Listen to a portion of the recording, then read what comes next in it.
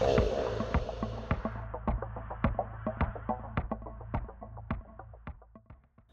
everyone, Bruce Swartz here.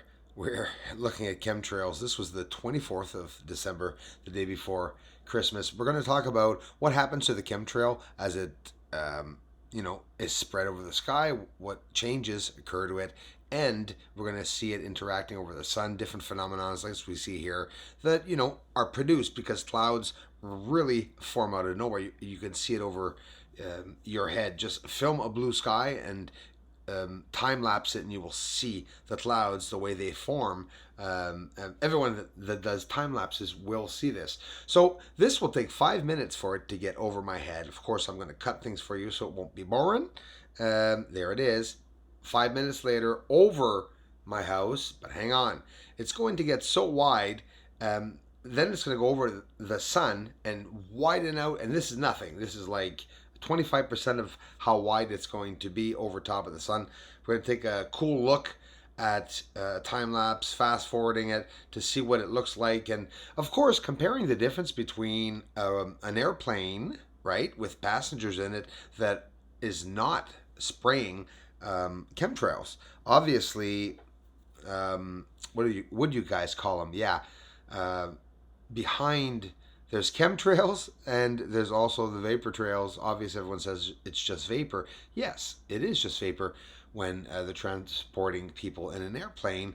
And this airplane, whether they're transporting people or not, is not vapor. Maybe part vapor, but it's remaining, and it remains and transforms into a cloud.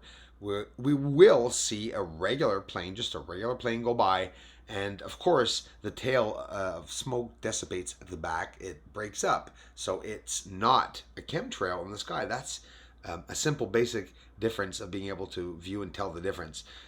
These are all going to be captures of December 24th, and at the end I'll add a few extra nice shots that this year I was able to pick up in the sky. The chemtrails this year were pretty bad as compared to last year. Computer fan keeps winding and winding and winding. X is over my house. And not just one. So, this started all of a sudden, lasted about 45 minutes, six planes, and they go by, and yes, they're chemtrails. The plane that you're going to see coming up when the music starts, you're going to see that plane, the tail end, it breaks up behind it, and you'll see that. So it thickens out, right? And let's watch this widen out. It goes over the sun. It's crazy. It just gets so wide. And what are they? Why are they spraying it? I haven't seen chemtrails for a while, a couple of weeks actually. And after that, well, precipitation and cold on the way. So yeah, let's take a look at this, guys. Thanks.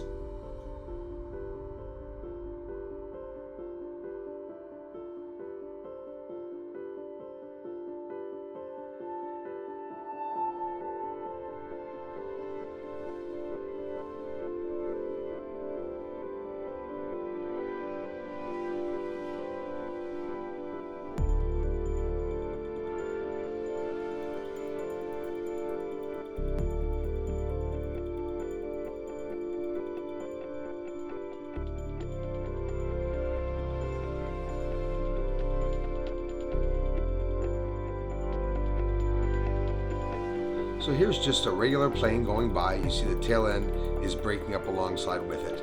I bring the exposure way down. It's going to be very dark and intense, but then I'll zoom into the plane, and that will give me an image of it without getting too much refraction on it. Watch this. Check it out.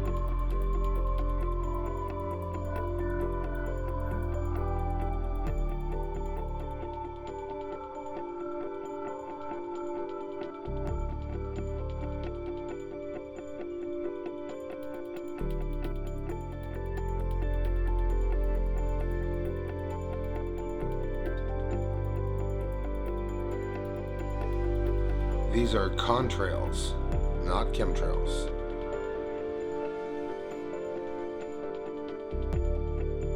Chemtrails in the wind widen, thickened, like they are growing actually. That's what they look like. They grow.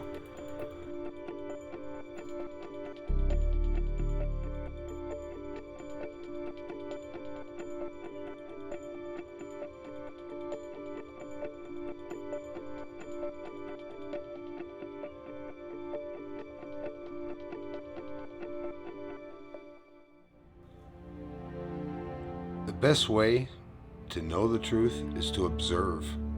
Don't do anything else. Use your eyes, look at what you're filming in the sky, and use your common sense. We're going to go see something that I absolutely love, always very rarely caught, even for me. I've only caught it one other time. We're going to look at daytime capture of either a UFO. Well, it is a UFO. We don't know what it is. So, Meteor or UFO. Daytime beside the moon.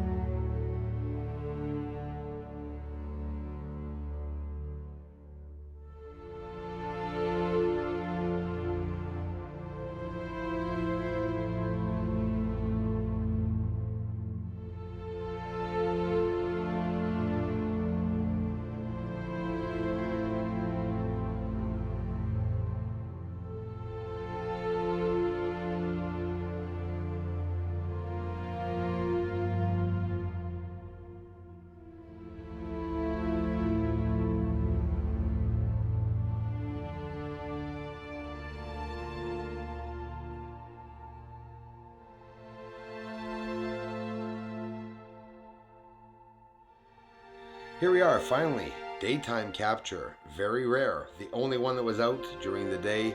I caught this at the end of November.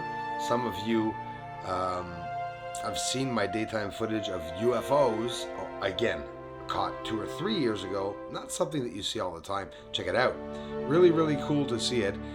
We're going to look at it with, of course, some minor filtering if you want. Here the exposure is just straight up taken down a little bit, and here a bit less. You can tell by the intensity of the blue sky. The bluer it is, the more the exposure could be descended, or obviously somebody could be flipping up the saturation, but hey, I mean, you'll just get more refraction. So there it is. Very rarely seen. And again, it could be very far behind the moon. It could be over the moon, with the optical illusion. But a beautiful view and a beautiful capture. These are so rarely seen. Check it out. This is, don't forget, exactly at 12 o'clock noon. We're looking at daytime moon captured with not a telescope. This is captured with a Nikon P900, and we can see this massive object going by. It definitely is massive. Why do we see it like a white cloud? Well, that's exactly and always how we see UFOs, meteors, especially during the day. But it's a pretty cool capture. 2019, I got several captures, and several characteristics came amongst those captures. Here a shape, we can dare say triangular, but in reality, yes, it's refraction of light. Obviously, all UFOs have refraction of light. Same thing as the moon, the sun, that you see in front of you. That's just how it is. This was during a solar partial eclipse. So the UFOs, this one in particularly, the rectangles on the moon, directional changes. How are they moving so fast? And what am I analyzing is happening in slow motion is that, an intensity of light on the right side of the craft will shift it left and vice versa. So we're seeing them even split apart as I'm analyzing, through 2019 and actually since the end of 2016. I haven't been doing this for 20 years, but let me tell you, I was lucky enough to get the chance to see these. Colors on the surface, let's talk about that because that's beyond cool. Are there any changes? Well, sure. This is the October moon, the full moon. Look at the reds, pinks, or salmon color if you want. You can see saffron, whatever it is. Yellow is also on the top there. But don't forget, yellows can be the greens, and they can show up brown, they can show up green or yellow. Like the blues can show up green also, Here, to give you an idea, with the exposure taken down, you can clearly see the difference between refraction and what's not refraction, is that Mare Imbrium over to the right has that blue, as NASA and most scientists and telescope operators have said. Copernicus over to the left, the bright white crater, has the green aqua color around it. On top, Plato crater yellows. Right here, Plato crater and Autolycus near Archimedes on the bottom center there, the blue spot that you can see appearing. Another video coming up, my friends. Thanks so much. Patrice Lavoie, thanks for the generous contributions, brother.